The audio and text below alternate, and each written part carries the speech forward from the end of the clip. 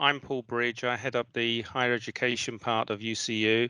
And with me this evening presenting to you is Alex Lancaster. Alex is our health and safety lead official who knows a lot more than I do about this stuff. So I'm really pleased that she's alongside me this evening to talk to you about the important issues around returning to work in higher education and other factors related to that. I'll just give you a feel for really the running order of the session and the timings that relate to each session. The first point to make is if you could please turn your video and your microphone off, that will help with the sustainability of the platform. The second point is that we will be recording this session anyway, so it will be accessible and downloadable after the event, so there's no need to take lots of notes unless you really want to. We're not taking any questions in the chat box this evening. However, if you have questions, we will respond to them after the event.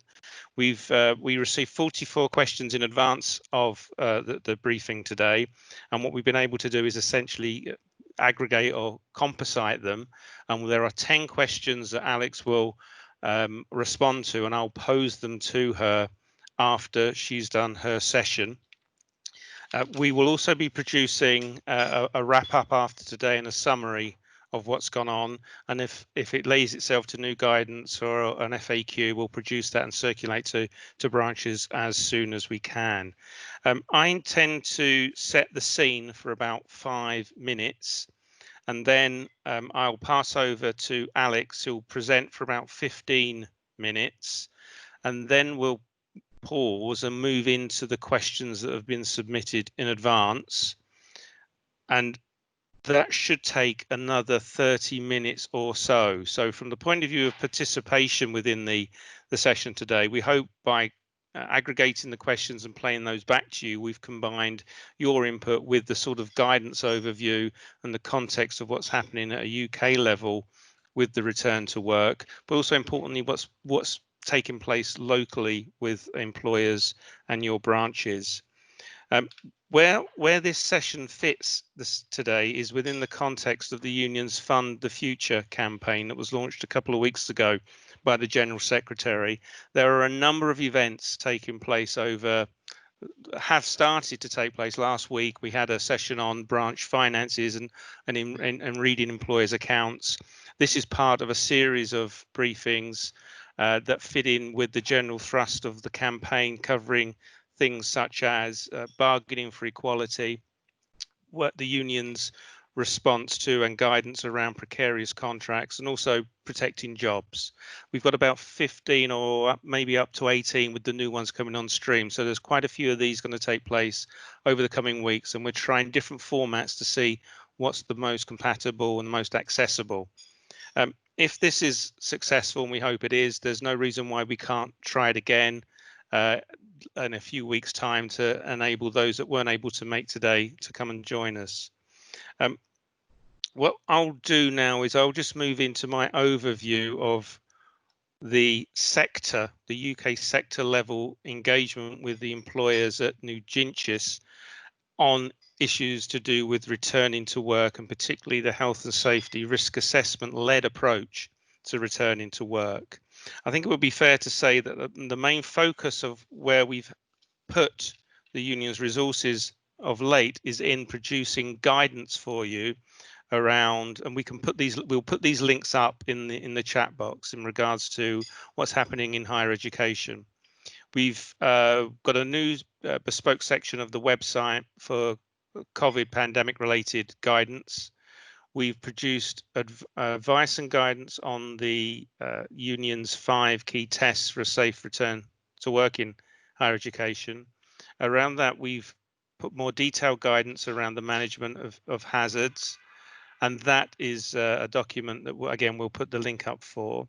And we've also produced bargaining guidance for branches, not only linking in with the range of health and safety guidance we produce, but also matters to do with protecting jobs as well. So there's a theme that runs through this section of the guidance that we've produced of late.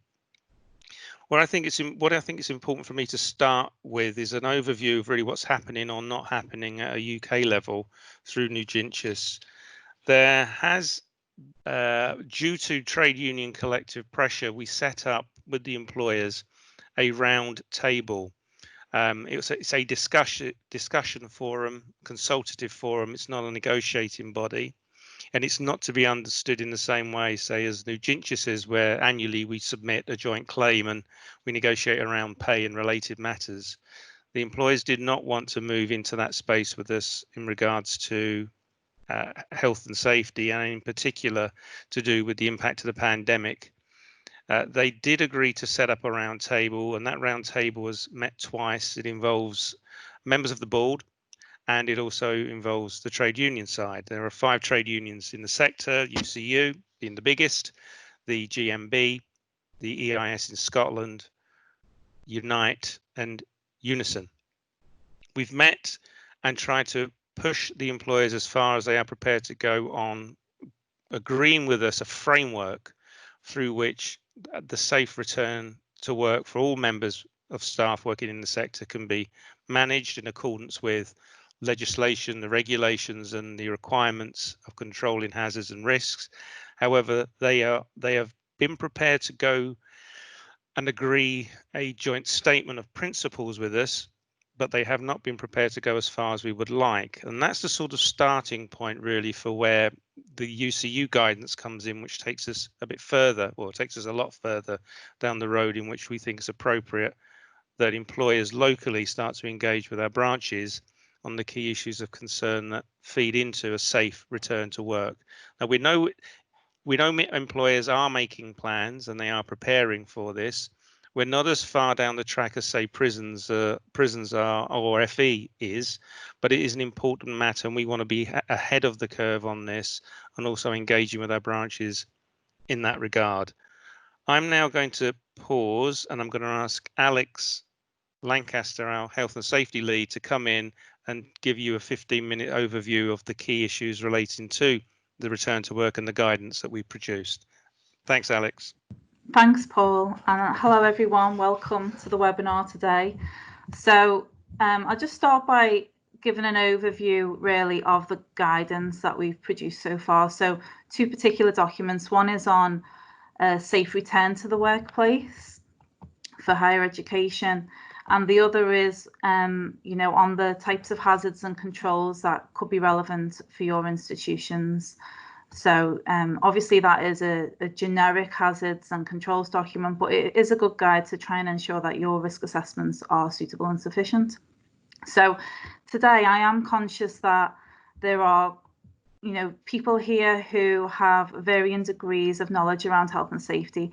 So we have members, we've got health and safety reps, and we've got branch officers, for instance. And so, I'm going to try my best not to use too much health and safety jargon, and also to try and explain some of the key health and safety issues that need to be considered by branches locally. So I'll start by talking about what the employer's duties are as regards health and safety in the workplace. So they have a significant number of duties under the Health and Safety at Work Act. They have a duty to protect employees from harm and protect anybody who comes into contact with their workplace as well. And to do that, they have to introduce protective and preventative measures. And, the best way of doing that is through risk assessment. So Reg 3 of the Management of Health and Safety at Work regs requires employers to put in place suitable and sufficient risk assessments. And when they do that, they have to consult with union health and safety reps on all the safety measures that they're looking to implement in the workplace and their arrangements for health and safety and so on. So they do have to consult on the development of the risk assessment and its implementation and its review. So what does a suitable and sufficient risk assessment look like? So it has to take a systematic approach to capture all the hazards in the workplace, so all the significant hazards around COVID-19. And to do that, they should consult with reps and employees to make sure they've captured all of these things. And a hazard is, of course, anything that has a likelihood to cause harm. And then you assess the risk level by looking at you know, the likelihood that the risk will occur and the severity if that does happen. And so with COVID-19, the risk can be anything from mild to moderate to severe. It can be fatal. So the risk level is very, very high. And so the likelihood of a risk occurring then depends on the type of control measures that an employer will implement. And to do that, the regulations require employers to take a preventative approach, often referred to as the principles of prevention and the hierarchy of control. And so a risk assessment hierarchy of control should start with elimination and substitution to ensure you eliminate the risks. And if that's not possible, then you look towards engineering controls, administrative controls, and the final step in the hierarchy of control is PPE, personal protective equipment. And there's a whole host of regulations around PPE, and it's the last step in the hierarchy of control when we look at risk assessments, because it is, in a way, it's the least effective. It's your last resort when all other controls aren't really possible. It can fail, and you know, people need to make sure that PPE fits them appropriately, that they've had suitable training in how to use PPE and dispose of it or clean it, etc. So a whole host of regulations apply around the use of PPE. So we really want to start with elimination and then move towards more engineering and administrative controls when we're looking at risk assessments. So in terms of the risk assessment, when you're scrutinising a risk assessment as health and safety reps, one of the main things you should do is look at their approach. So how have they followed this hierarchy of control? Have they captured all the hazards? Are the controls suitable? Do they reduce risks to the lowest level possible? Now, for a long time during like lockdown and COVID-19, staff have been working from home, which is obviously a great way of eliminating the risk for those staff who aren't on campus.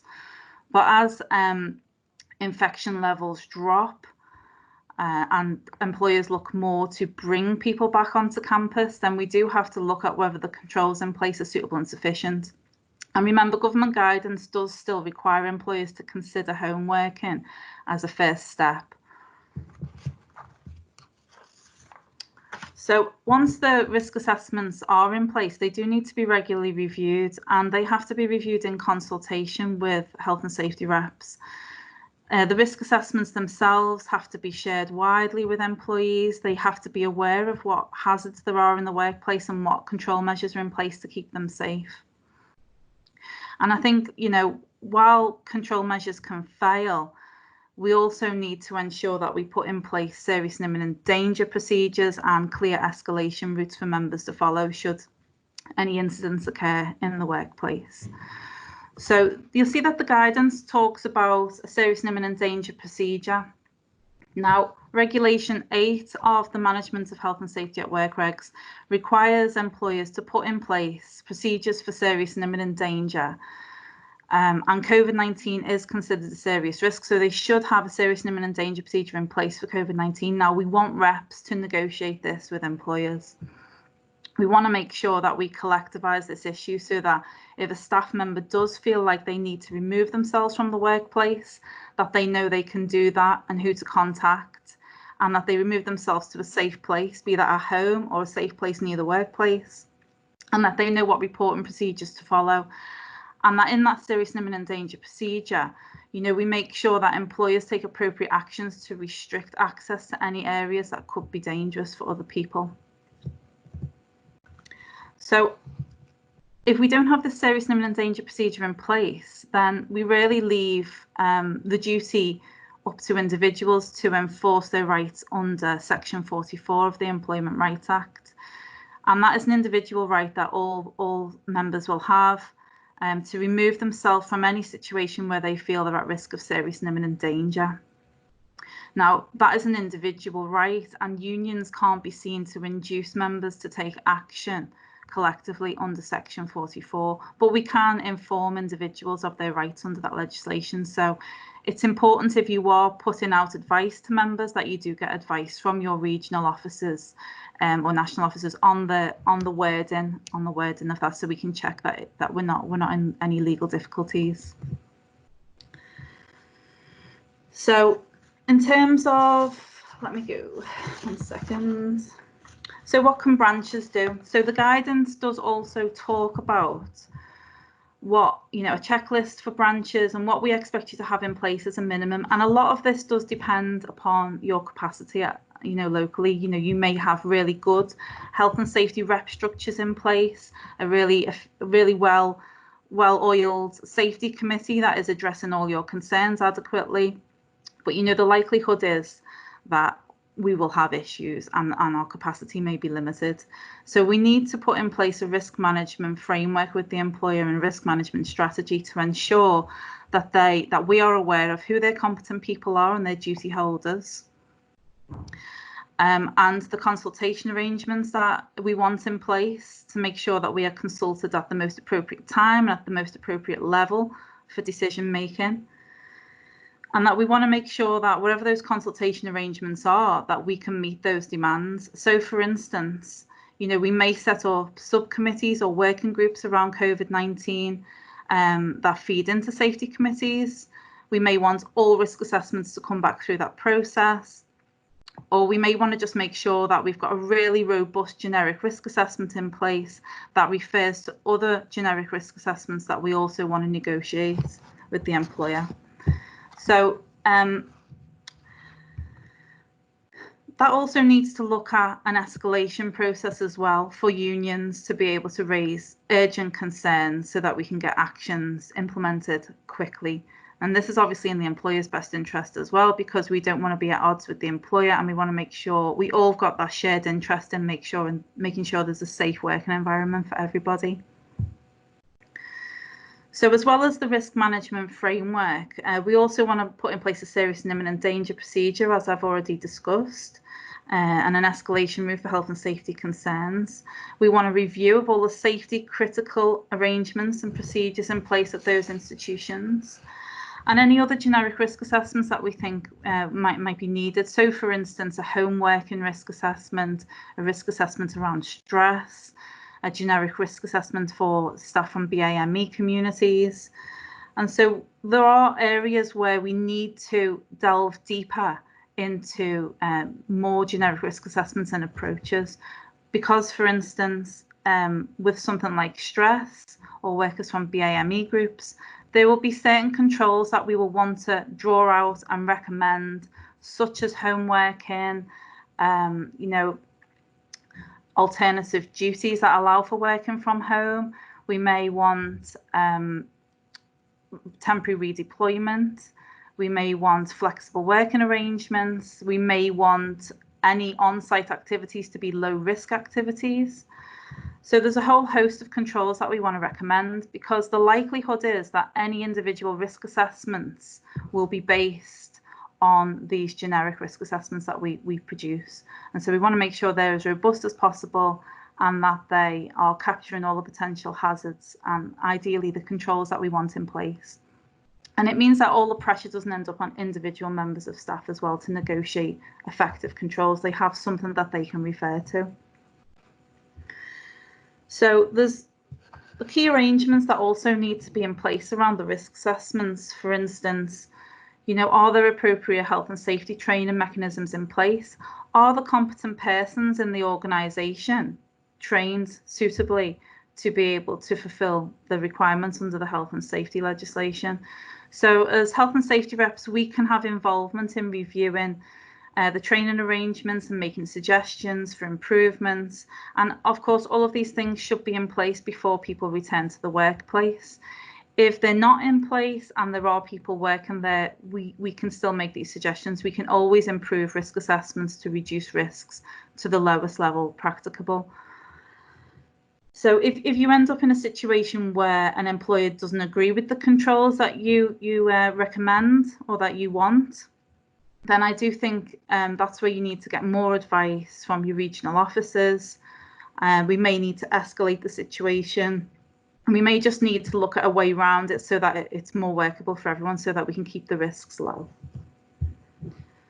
So another thing that's been cropping up more recently is around cleaning arrangements in the workplace. So for instance, the type of cleaning that is undertaken and the frequency, and who does it. We do have areas where services are contracted out as well. So we do need to have ideally a cleaning arrangement in place.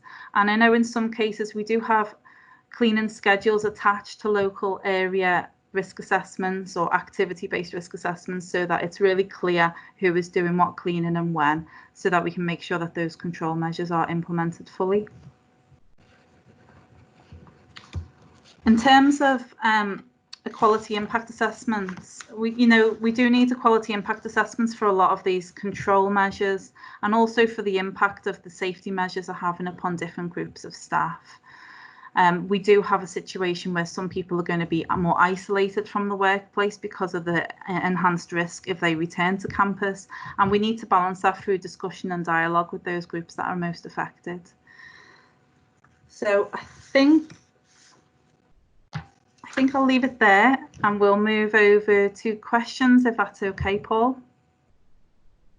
Yep, thank you very much, Alex. Just a few things then before we move on to the questions. I'll just recap for the group how we're taking questions in this session.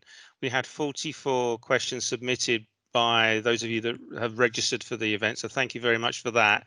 In the interest of time, what we've done, Alex and I have sort of looked to review the questions, and we've basically composited them like the CBC does for our conference. So we've got 10 questions that incorporate the vast majority of the issues that you've raised.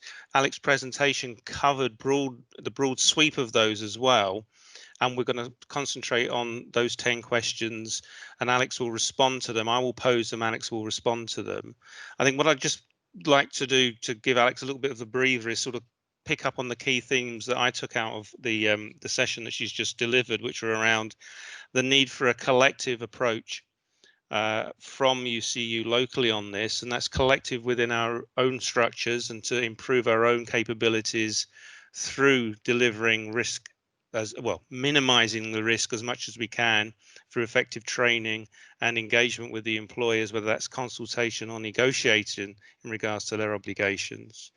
Also working with the other campus unions, because we know these things are connected. A safe workplace isn't just a safe place to lecture, have a seminar, or to hold a tutorial. There are libraries, there are labs, there are cafe areas, there's accommodation. Students will be in these areas and they will be coming back onto the campus. We know that there's a joined up need for risk assessment across the whole range of the hazards and controls that's needed, and the guidance that we've referenced in the chat bar, I refer you back to that stuff. That's very good guidance, and I think it's very practically oriented as well, and I know branches are using it in their own negotiations with management at this time. And the suggestion is through the collectivization of health and safety, we build better organization and recruitment as a spin-off from that. And we've noticed also that doing that does a positive spike in recruitment around particularly focusing on these issues now and at this time, being prepared for the return to campus at some point in the late September, maybe, for the bulk of our members. And also in regards to particular focus on disadvantaged groups, we know that the latest research around BAME staff, around disabled staff, around women, particularly intersectional relationships between a lot of these issues and casual contract employed staff.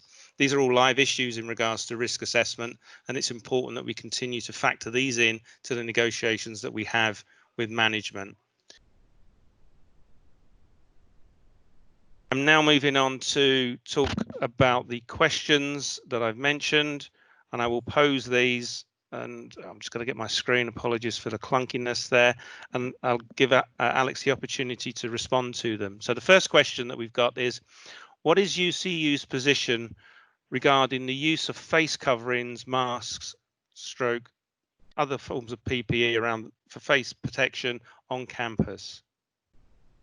Okay, thanks, Paul. So yes, so I wouldn't say we have a position as such, but the usage of face masks, I think we need to utilise any emerging data and research. We need to be mindful that PPE and face masks aren't really PPE, but nevertheless is the last in the hierarchy of control. There's associated risks with the use of face masks. People tend to touch their face more. They can spread infection more to themselves, and they can become complacent because they feel like they're protected from the use of face masks. But there may be situations where it might be useful. Like the government has obviously moved to advise that it's used on buses, but we do need to have safe systems of work in place if face masks are going to be used. We need training for staff, and we also need to consider that are there better controls that need to be implemented here rather than introducing face masks. I'm not saying that they don't have any added benefit, but what controls are already in place to reduce the risks here? And some scrutiny of that is needed. It can add confidence, but there is also an equality angle to this. So, we need to consider any individuals or groups who can't safely use face masks for various reasons. And then, if face masks are essential to this activity taking place, then we do need to ask the question that should this activity be taking place, because it doesn't seem like it can be taking place safely. And that is the key point, I think, that reps need to push on.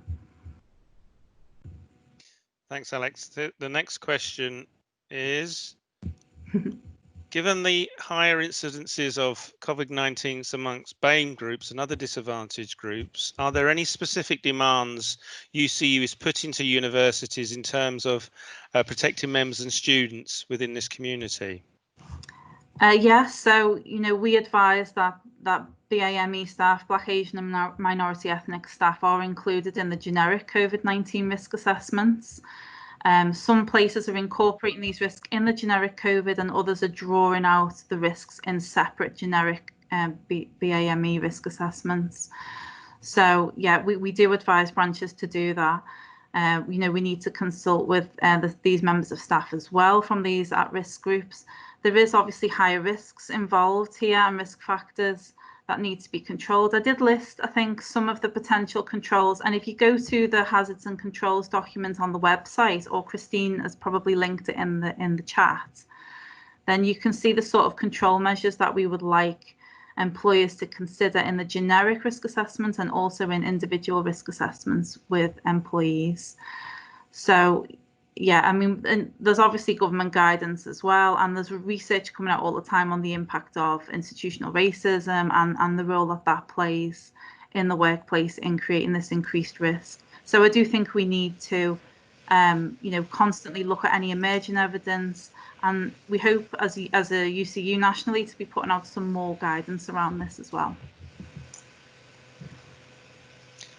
Thanks, Alex. The third composite question that we've got is, what mechanism does UCU advise for reporting incidents where it looks like unacceptable risks are being taken or encouraged by management, and that the internal health and safety mechanisms for an institution are questionable? Yeah, so I think I touched on this a little bit in the presentation as well. So, I mean, this is why we want to have in place as a priority a risk management framework and a strategy and agreement with the employer around how they are putting in place risk assessments. So their approach to risk assessment and risk management, who their competent people are under the legislation. So who is responsible? Who are the accountable people for implementing these risk assessments?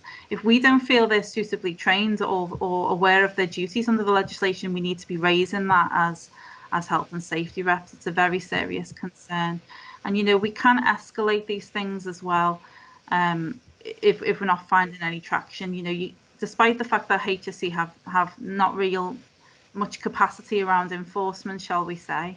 You can still raise these issues to HSC and to TUC, but you should definitely go to your regional officers for advice around this so that we can escalate and advise you appropriately. Thanks, Alex. Jumping between screens here. The fourth question that we've pulled together is, risk assessments are still in the draft stage. What advice or lessons learned from elsewhere so far can be shared about tightening up risk assessments to make them more watertight?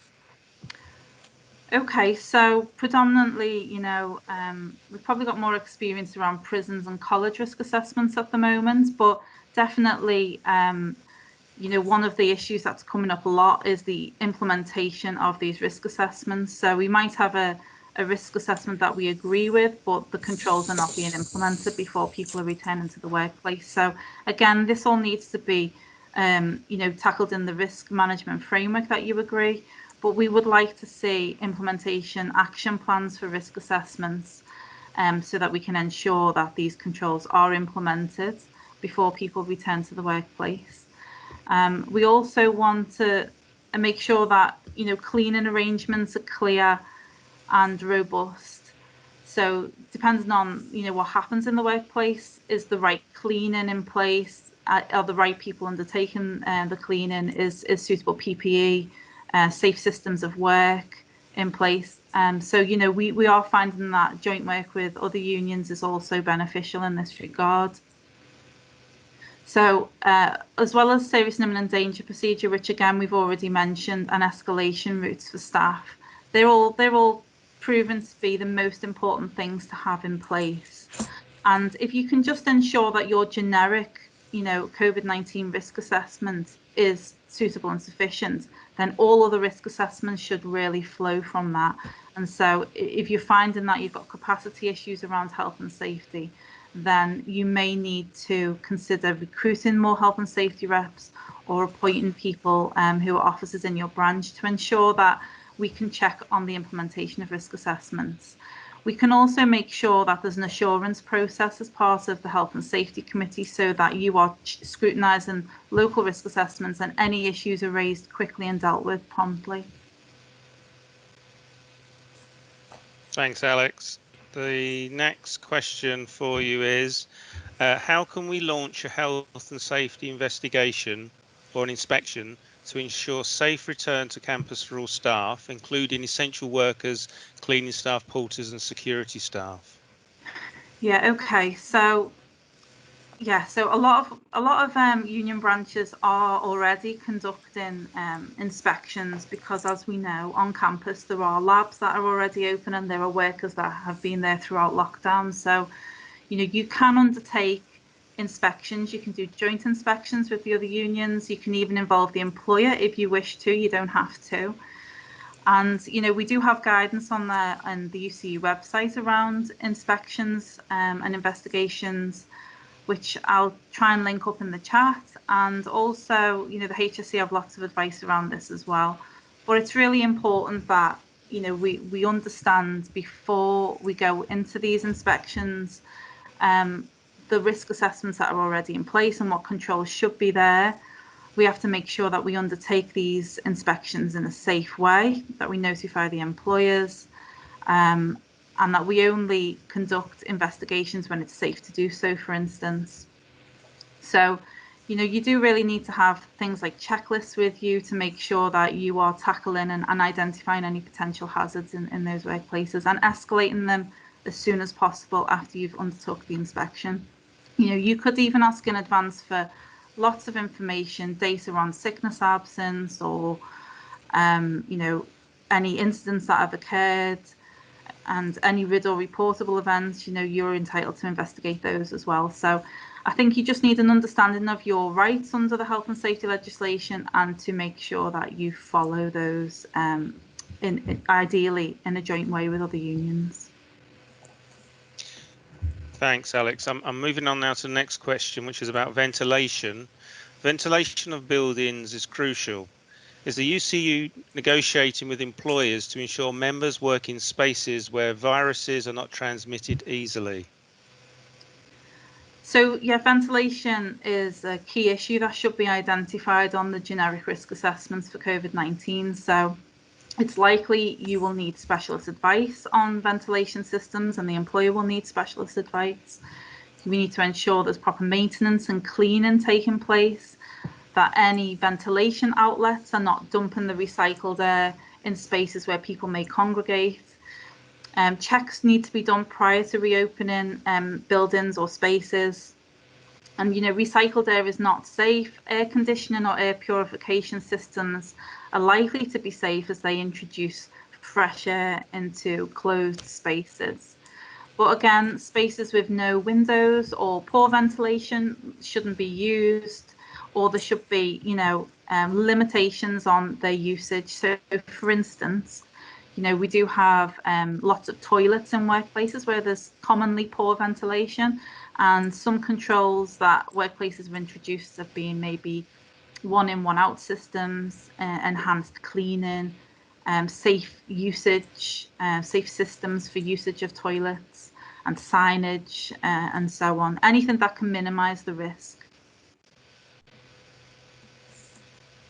Thanks, Alex. I'm going to give you a little bit of a breather now, and I'm going to take a little bit of time before I read out the next question for you. You're covering It's loads fine. and loads I'm of okay. ground, all right? I'm okay. Here we go. So this is the next question. Can staff refuse to teach face-to-face if they face increased risks in doing so? Yeah, okay. So it really depends on the level of risk that remains once the controls are implemented. So employers need to consider why an activity can't take place from home before they move to face-to-face teaching. They need to consider those groups that are most at risk. They also need to consider the local R rate and the impact that may be having. That they need to liaise with public health teams around that and have health surveillance in place in the workplace. They need to ensure effective implementation of control measures that have been identified in the risk assessments. So, this all needs to be considered before, allowing or recommending that staff return to face-to-face teaching. I think, there is always emerging evidence around these things. So, for instance, we're aware through recent research that anyone aged 45 plus is at increased risk of contracting COVID-19 and suffering poorer outcomes. And it may be that these staff in the high risk groups do need to request individual risk assessments to make sure that they're not unreasonably refusing to work on campus, and that they've sought advice from the union in that. Thanks, Alex. Now, this is a quite an involved question, so I'll read it out in parts. Again, because it's based, colleagues, on aggregating these questions. Our workplace has taken over 100 risk assessments since the pandemic, and many of these risk assessments have been carried out by inexperienced managers. And we are not certain if these managers have had the training that's required to do and undertake these risk assessments. The sheer number of the assessments and the lack of a local knowledge in this regard, particularly in contrasted to the experience we've had with 2 health and safety officers in the union, means that we want to mobilise staff, our members, to make sure that they can check the risk assessments that relate to their work area. Is there any advice that the unions produce on how best they can go about doing this?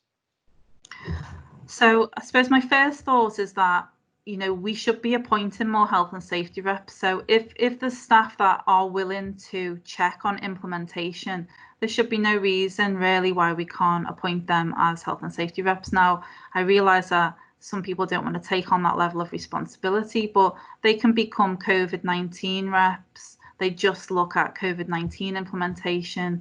And so we can get them on health and safety training and upskill them quickly, but they only need to be aware of the risks in their workplace to be appointed as health and safety reps. And obviously, we're producing guidance and we can support them in that as well. And I think you're right, we do need to have more people on the ground because, it's the implementation side where we're going to be weak, I think. In terms of negotiating risk assessments, when you've got so many risk assessments, it's really important that you get the process right and you have this risk management framework agreed and in place so that you can make sure that the managers, the senior competent people in the organisation are responsible for pulling people in line and to make sure those assessments are suitable and sufficient and that they're in line with the generic controls and locally specific controls, that they bring in specialists as needed. So, one of the main things about being competent is admitting the areas where you have little understanding. And I think we need to highlight this to employers if we think that there's training gaps or needs of their appointed persons really around health and safety. I just think of the question. So yeah, I do think, rather than just having staff report the risks, we really want them to have the right to raise these issues directly as well, and to take the time out of their working day, which is afforded under the safety reps and safety committees regulations to check the implementation of controls. Again, having the right procedures in place will minimise the workload on these health and safety officers. I do think the branch officers as well, they need to be involved, and we should be appointing our branch officers as health and safety reps as well, because it's a lot of work and we want them to have the rights afforded by the legislation as well. Thanks, Alex. The next question isn't so long, but it's equally important, I think. What guidance is the union suggesting we follow in regards to teaching subjects which involve a high degree of risk? Okay, yeah, so there's definitely areas which do involve a higher level of risk. So, we want these areas to work from home where possible, or additional controls to be implemented, and safe systems of work to be in place. There's a lot of activities that might require sub 2 meters social distancing, shall we say, and the use of barriers and screens, enhanced cleaning, reduced numbers in those spaces, and reduced time spent at low social distancing levels as well needs to be considered. And again, like I said earlier, can this activity be undertaken safely? And if not, then it just doesn't happen. And so there'll be lots of conversations with the employer around what's reasonably practicable, given the risks. And so, we need to have a good understanding of the risk levels in that area, and the local R rate. And, the employer ideally needs to put in place some good health surveillance to reassure the workforce and health and safety reps that the measures that they're taking are effective. Thanks, Alex. And I've got now, this is the final question that we pulled together from all those that were submitted to us. How can we factor in the isolation and the mental health impacts of workers who either want to return to a workplace but must remain at home at this time? Yeah, it's a difficult one, isn't it? Because we're trying to, protect people by allowing them to remain at home, but some people are really struggling at home as well and want to return to the workplace. So, it's about balancing those risks and having those individual discussions. I mean, employers just have a duty of care to ensure a safe working environment, whether that's on site or off site. And so, they do have to put control measures in place to allow for safe working. So there's generic and individual risk assessments that an employer can do in consultation with unions. And I really think that health and safety reps should push for a generic stress risk assessment, because it's a preventative approach. We can follow the HSE management standards to draw out the risks and the hazards that exist during this pandemic around mental health, because they're numerous, and isolation in the home is a big one, and having access to suitable equipment and resources and space is a big issue.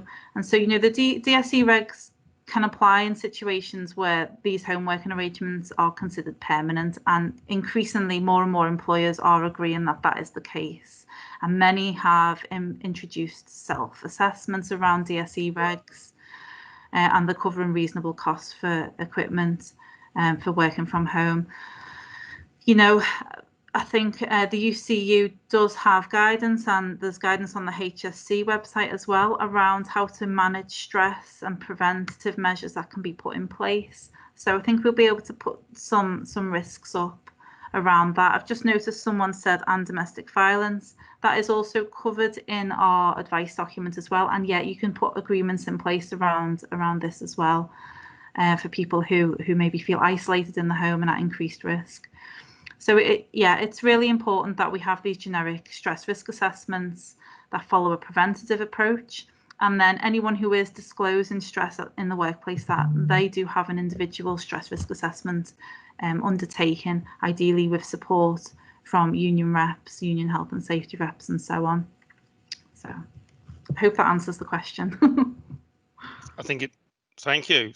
I'm looking at the time, Alex, and I'm also conscious that we said we wouldn't take questions in the box just in case it disadvantages those that can't use the technology. So I think we might stick with that. But I think from a point of view of summary for the colleagues that are participating in the meeting, I think what we've been able to do is sort of, I hope, give you a flavour, colleagues, of the guidance that was been drafted primarily by Alex, working with colleagues across the union and getting feedback from branches, into producing not only the 5 key tests that have formed the basis of the framework in which we will assess the risk assessments and other factors that employers engage with you on, but also the range of guidance around hazards and controls that have been put out there as well, and specifically identifying the employer duties in that regard, and what identify then that leads us to suitable and sufficient risk assessments.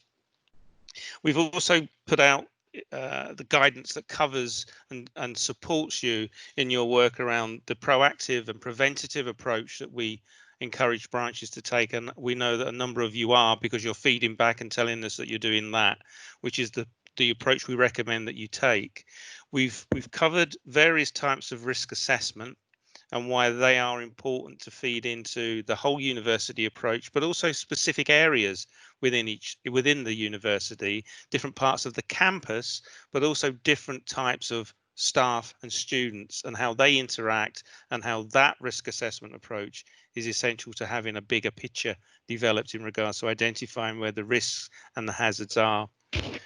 We've talked about eliminating those risks or minimizing those risks as best we can through engaging directly with the employers, but also importantly here, seeing this as an opportunity to broaden and deepen the branch organization, to develop specific reps, maybe they are pandemic or COVID related reps, that are particularly developing groups of health and safety lead reps at branch level, which again is important to deal with what the situation is now, but also through and out of the pandemic that we face, and what the new working arrangements will look like, whatever they are.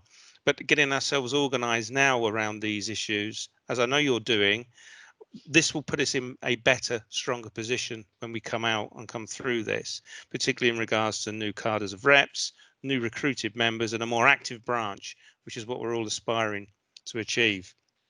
I think also on, as part of what Alex has given you an overview for and what you were asking questions around, the union has produced specific advice for particularly disadvantaged and vulnerable groups, Black and ethnic minority staff, disabled staff, women, casual staff, and the intersection of all those experiences and how that plays out differently within the work experience, and also the return to work on campus, and how then appropriate and sufficient risk assessment applies to that. And we then moved into the consideration of the serious and imminent danger that members could face if things aren't appropriately put in place and the preventative control mechanisms aren't there. And advice again exists. We put that advice in the chat box for you, and that's accessible, and you can download that. And also following that up, whether you've got any specific questions you'd like to come back to us on, we'd be more than happy to assist you with greater clarification or responses specifically to those questions. What we've also tried to do is identify the fact that there is a link between the individual experiences, whether they are specific to the nature of the work, but also the impact of the change to nature of the work, and a more flexible, remote, isolated home working approach to delivering the objectives now that we find ourselves in with regards to different forms of teaching and student support. That does and is causing mental health related issues for our members, and we've again provided some guidance around that. But again, we would be keen for your input specifically on that area of growing concern for the union and its members, and the fact that that UCU will and is responding to the many challenges that that creates for individuals and also our branches as a result of that. And then finally, we talked about how branches have an essential role to play in the context of the UK level bargaining process not being one that the employers are prepared to sufficiently engage in, and the fact that it is at the workplace, it is at the interface where members and our reps meet with management that we are looking to put the most of our resource and support at this time. That doesn't mean to say we will give up on pressing for a UK negotiated range of frameworks and agreements. It's just to say that given our experiences of Nugentius and the role of UCU in that, which is to restrict the scope of national bargaining, it is highly unlikely at this time that we will get more than joint statements or joint positions on aspirations that conform to the minimum standards of what the law requires us to do. We are not a minimum standard organization. We are attempting to maximize the benefits for our members, and to do that we will push employers as far as we can, and that interface at this time is with individual employers, hence the resources that we've made available for you that we can always improve, so we're seeking feedback on that, but also issues to do with what new developments occur and develop at the workplace that we would then respond to and seek your input into. So that's a sort of overview summary, colleagues, of where I think we're at today. We are keen to keep doing this type of engagement with you. In regards to what the next steps are, this session is being recorded, so it will be downloadable, and we have your contact details, and we'll be able to contact you after this, or you can contact us and we will advise you how it can be downloaded and played back within your branches if that's the way you wish to use it. And also the fact that our resources are available and they will be updated, and they can be found on the COVID-19 part of our website. I'm going to stop here, Alex, and pass back to you. You may have some conclusions and summaries of yourself before I wrap up the session. Thanks, Paul. No, we just want to thank everyone for attending today. You know that there's been some questions around training and further webinars. There is a webinar on online learning on Wednesday at 1 o'clock that you may have already registered. And if you go to the Fund the Future pages as well, you'll see a list of other webinars that you might want to sign up for. There is health and safety training also being planned and arranged for reps, most likely in August. So please check out for any notifications about this, and check the website around health and safety training as well. And we will, of course, share any information with you that we can, and develop more guidance as we're able to, and as any gaps emerge. So that's it, really. So thanks, everybody, and see you all soon. Thanks all, and thanks for joining us, and we'll do this again.